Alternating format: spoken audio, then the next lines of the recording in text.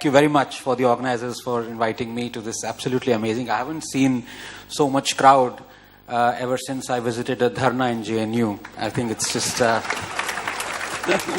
And by the way, I'm from JNU, so it's actually very good that the questions would be at the end, because nowadays anybody who raises a hand, I think he or she is asking for azadi. So, but to come back to this topic, I am a free speech absolutist. So I believe that dissent, good or bad, should be allowed. So there is room for good dissent, and there is room for bad dissent. And I would say ridicule all other isms except criticism. But the problem that we are seeing ever since 2014 is it's almost like a Cambrian explosion, as we call in science, as if that anything bad that has ever happened in this country, anyone who's been ever ruined, the economy, the institutions, the people, the corruption, has happened since 2014. Before 2014, everything was absolute. It was like a Garden of Eden, people strolling out and onto a beach, and everything was absolutely nice. There were no riots, there was no lynching, India wasn't Lynchistan, there was no emergency, the judges were absolutely perfect, the institutions, RBI was working, the best central bank in the world, our cricket was in great shape, and our journalists were just brilliant journalists, and everything went wrong on 16th of May 2014 when Mr. Modi was elected. Now, the point is, you can have that view. In my book, of course, you can have that view. I mean, don't people still believe in stupid, loony views? Don't people still believe in communism? So, the point of the matter is, when you have seen over the last 80 years, all nations that were communists being destroyed by this ideology, and you still have millions of Indians still believe in communism and worship Mao and worship Lenin, what do you have to say about human nature and human tendency? Of course you would find such people. And the point is not to ban them, the point is to laugh at them and to expose them. So I am for good dissent as well as for bad dissent. The problem with bad dissent is that very quickly it can lead to scaremongering, and that is a problem. So you can actually have bad dissent as long as you are not scaremongering people, and the genesis of scaremongering is selectivity. And this is what we have seen since 2014. And I come back to this thing of explosion, Cambrian explosion. Everything bad has happened since 2014. And just to give you, and I would like to give a couple of examples. I still have 6 minutes left. She's really scared me, So, this thing about India being called a Lynchistan, and Dalits being lynched, Muslims being lynched, and this whole thing about emergencies here, growing and creeping, intolerance, everything is growing and creeping. It's like, you're on the seabed, writhing like an octopus, and everything is growing and creeping all around you. So let me give you a couple of examples, and I would love to have a show of hands here. It's a very attentive audience, which is very refreshing, coming from JNU, where half people are sleeping in the audience. Everyone knows about Akhlaq, right? The person who was lynched. How many of you know about Akhlaq? Could you raise your hands, please? Yeah, so that's about 90% of hands went up. How many of you know who was Sawant Rathod? 5 hands. Who was Mukesh from Champaran? 2 hands. Who was Khitaram Bhil? 1 hand. Who was Junaid? 5 hands. Who was Farooq? 1 hand. These were people, Dalits and Muslims, who were lynched by Muslims. We don't know their names. They have been forgotten after pages of history books, but we know only Akhlaq. Pause and wonder why that is so.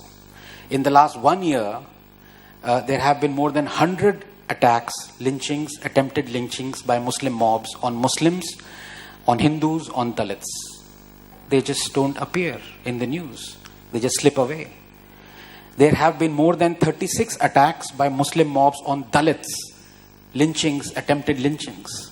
We don't hear of them. So this is where you can have bad dissent. You can say that, yes, lynchings are happening. But if you are selective about it, this leads to scaremongering. This leads to people believing that India has suddenly gone down the drain in the last 4 years, that all these things weren't happening before, all these things are happening now. That is one problem. The other, roughly I have about 4 minutes left, which is about fine, which is about this freedom of expression. And again, I would love to have a show of hands. And when we think of freedom of expression and stifling of freedom of expression, banning things, we normally think of Indira Gandhi. So how many of you think that Indira Gandhi stifled freedom of expression? Show of hands, please. Of course, emergency, so everyone. How many of you think Nehru, the paragon of freedom of expression, stifled freedom of expression? Yeah, so this is but I would say still half the hands are still in their pockets. And the reason for that is this kind of propaganda that has been let loose on us through books, through paid, sold out editors, through people who are, for want of a better word, PDs of the dynasty. Sorry about that. And the reason for that is that this one comment that Nehru made to a cartoonist, very famous cartoonist called Shankar. Now, he was drawing the ire of a lot of political leaders for the cartooning that he was drawing of, cartoons he was drawing of them. Whereas Nehru said, "Don't spare me, Shankar." Now, this kind of phrase has been immortalized, that it is actually Nehru who stood up for, being lampooned by these people and who was always... So, let me now, I have 3 minutes left. Let me narrate the state of freedom of expression under Pandit Jawaharlal Nehru. First Amendment was brought in, reasonable restrictions, incitement, disruption of public order. Poet Majru Sultanpuri was jailed for 1 year for calling Nehru Hitler ka chela. First democratically elected communist government in Kerala was dismissed.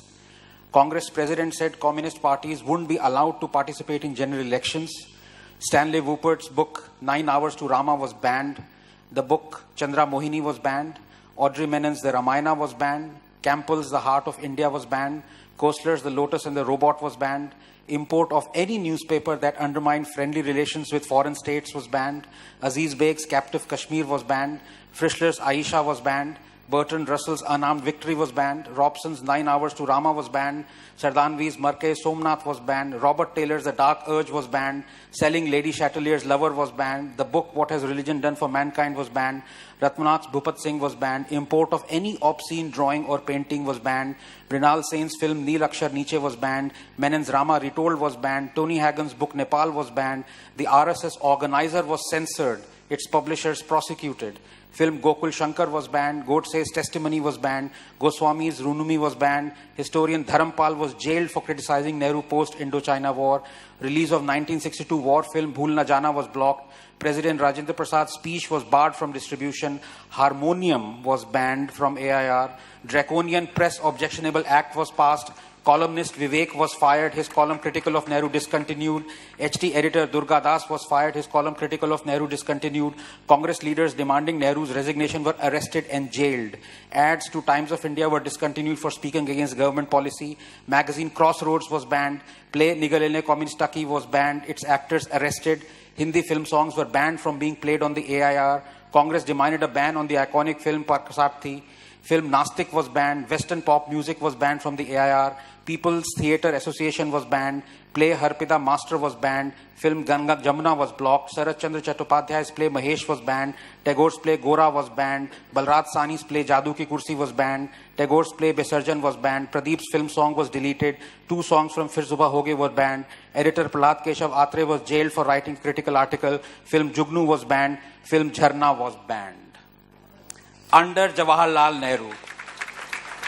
And when I asked who was more responsible for stifling freedom of expression, Indira Gandhi or Nehru, most of the hands said Indira Gandhi.